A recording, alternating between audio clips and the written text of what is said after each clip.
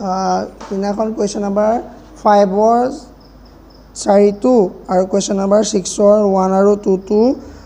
এডিটিঙৰ কাৰণে এডিটিঙত অলপ মিষ্টেক হোৱাৰ কাৰণে ৰৈ গৈছিলে সেইটো মই তোমালোকক শ্বৰ্টত দি আছোঁ চ' কুৱেশ্যন নাম্বাৰ 5ৰ 4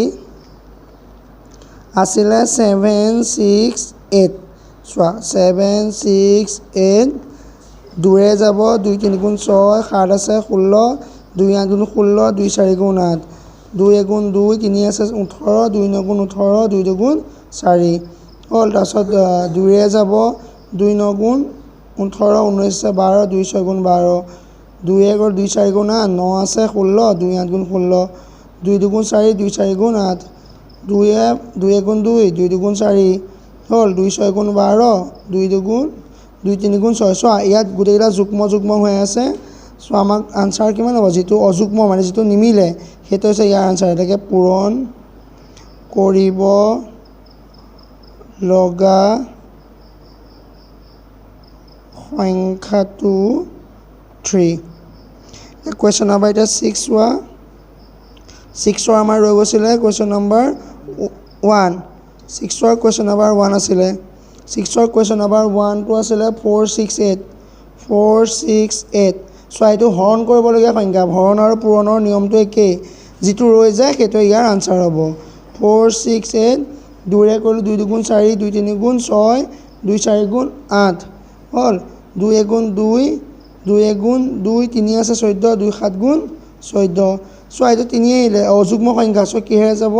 3ৰে 3 3 গুণ কিমান 9 10 11 27 হ'ল 9 3 গুণ 27 3 গুণ 3 3 3 গুণ কিমান 9 চ' ইয়াত চোৱা ৰৈ গ'ল যুগ্ম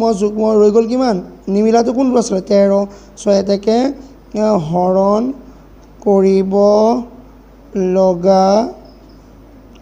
সংখ্যাটো হ'ল 13 তেতিয়া কুৱেশ্যন নাম্বাৰ আকৌ ৰৈ গৈছিলে কিমান কুৱেশ্যন নাম্বাৰ 4 ৰৈ গৈছিলে কুৱেশ্যন নাম্বাৰ 2 ৰৈ গৈছিলে কুৱেশ্যন নাম্বাৰ 2টো আছিলে 1584 1584 চোৱা 1584 2ৰে কৰিলোঁ 2 7 গুণ 14 15 আছে 18 হ'ল 2 9 গুণ 18 2 2 গুণ 4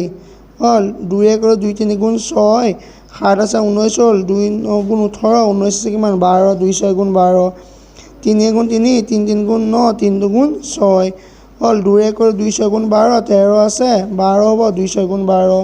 হ'ল তাৰপিছত 2ৰে কৰিলোঁ 2 3 গুণ 6 2 3 গুণ 6 হ'ল